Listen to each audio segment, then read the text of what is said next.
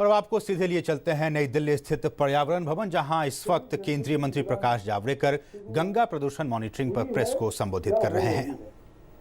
31 मार्च को 2280 यूनिट में यह काम पूरा है, तो 80% सफलता मिली है हमारे कार्यक्रम में। इसमें हमने एक साल में उद्योगों से बात की, उनको समझाया, कानून का नोटिस भी दिया, सब किया, लेकिन उसके प्रयास से उद्योगों ने भी साथ दिया और एक पूरे तरह से स्वच्छ भारत का जो माहौल है, उस स्वच्छ भारत के प्रधानमंत्री जी के सपने को सब लोग साथ दे रहे, तो उद्योगों ने भी साथ दिया और 80% लोगों के यहाँ ऐसे संयंत्र बिठाए। ये एक बहुत बड़ी सफलता है, ये एक आज बताने लायक है। और उसमें जो अब दिखाने जा रहे हैं, ये आपको आपके सामने ही लगातार नए नए सिग्नल्स, नए नए कंपनी के आ रहे हैं। वो मैं बाद में एक्सप्लेन करूंगा, पहले एक बार बात करूंगा। तो 1100 उद्योगों का हर 15 मिनट का चित्र हमारे पास आता है। यानी किसी भी उद्योग में अगर 15 मिनट एक मात्रा से ज्यादा प्रदूषण होता है पानी में या हवा में, तो तुरंत उसका हमारे यहाँ ऐसा ये आता है, कंपनी का नाम, कहाँ कंपनी है, कौन से पैरामीटर बिगड़ गया है, और ये अलर्ट यहाँ आता है, मेरे मोबाइल पे आता है एसएमएस, सारे स्टेट पोल्यूशन कंट्रोल बोर्ड को जाता है और वो प्रत्यक्ष जो उद्योग है उसको भी एसएमएस जाता है। ये जबरदस्त निगरानी है, 24 घंटे निगरानी भी और 24 घंटे एक्टिव भी, ये दोनों इसका बहुत इंपॉर्टेंट बातें हैं। और रोज लगभग ऐसे 1000 उल्लंघन 15 मिनट से ज्यादा होता है, तो ऐसे 1000 एसएमएस आते हैं। यानी 1000 उद्योग नहीं उल्लंघन कर रहे हैं, उसमें 100-200 है जिनके दिन में 10, 12, 20 बार भी होता है उल्लंघन, तो वो आते हैं। तो कुछ उद्योग हमने उनको भी चिन्हित किया है।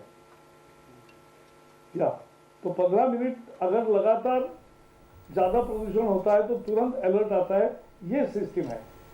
यानी 24 घंटे निगरानी होना भी विज्ञान है और उसका संदेश हर 15 मिनट एक्सेस होता है तो आना, ये भी विज्ञान है।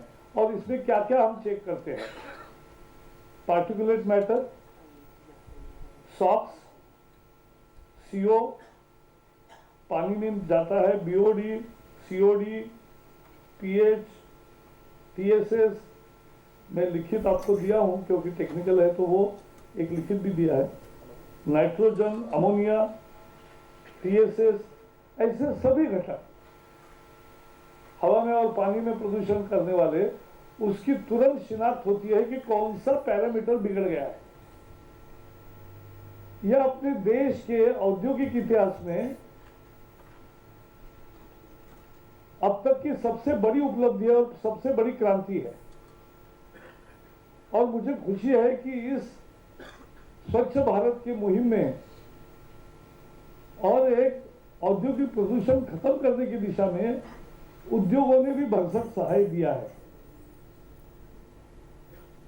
जिन्होंने नहीं किया है, अभी भी इतने एक साल फॉलोअप करने के बाद भी जिन्होंने नहीं किया है, ऐसे लगभग 544 उद्योग है। उनमें से 141 को हमने क्लोजर ऑर्डर्स इशू किया है, या क्लोज। जब तक वो यंत्र नहीं बिठाएंगे, प्रणाली शुरू नहीं करेंगे, उनके उद्योग बंद रहेंगे, वो शुरू नहीं करेंगे।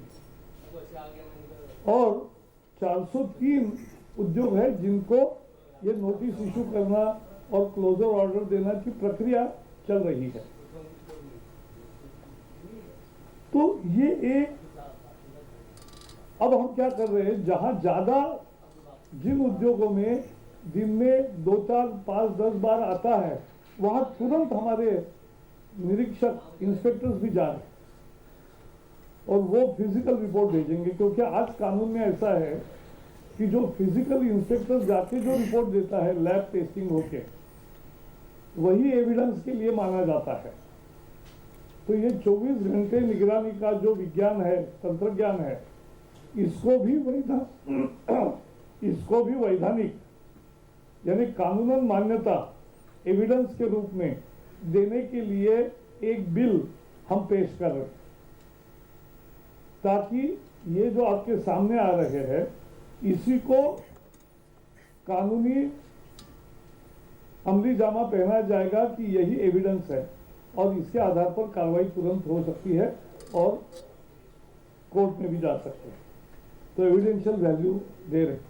लेकिन जैसे मुझे कहा, उद्योगों ने भी क्या क्या किया, मैंने ये देखा, क्योंकि मेरी रुचि ये थी कि हमने कहा इसलिए जबरदस्ती से केवल यंत्र बिठा रहे क्या? नहीं, यंत्र में हमारे उद्योग का पानी ज्यादा गंदा नहीं निकलना चाहिए या हवा ज्यादा प्रदूषित नहीं होनी चाहिए। इसके लिए जो पीछे उपाय करने चाहिए वो भी कल कारखानों में किए हैं।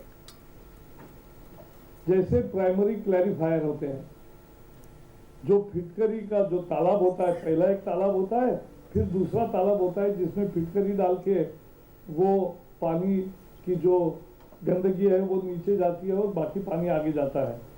फिर केमिकल ट्रीटमेंट जो है वो लोगों ने ठीक चुस्त करी, और एफ्लुएंट ट्रीटमेंट प्लांट जिनके थे, कुछ लोगों ने अपना साइज बढ़ाया, कुछ लोगों ने उसको दुरुस्त किया।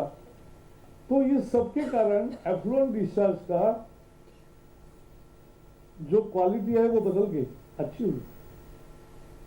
और चिमनी में भी अच्छा, हवा में प्रदूषण कम हो इसलिए लोगों ने एयरबैग फिल्टर नहीं है तो बिठाए, है तो उसको रीचेक किए, उसकी कैपेसिटी बढ़ाई। इलेक्ट्रोस्टैटिक प्रिसिपिटेटर होता है, यंत्र है, उसका भी उन्होंने लगाया और कैपेसिटी बढ़ाई। तो मेरा कहना यह है कि हमने जो एक रेगुलेशन के द्वारा हमने जो एक पहल की कि जिससे प्रदूषण की 24 घंटे निगरानी होगी, एफ्लुएंट की भी और हवा के प्रदूषण की भी, उसको सफलता मिली है। उसमें उद्योगों ने भी साथ दिया है। जो नहीं देंगे उस पर कठोर कार्रवाई होगी, उनको सीधा बंद करने का हमें अधिकार है और हम करेंगे। और इसका परिणाम भी हुआ। जैसे मैंने कहा पहले एक बार बताया था, गंगा पर जो हमने चिन्हित करके उद्योगों को सारा ये बिठाया था,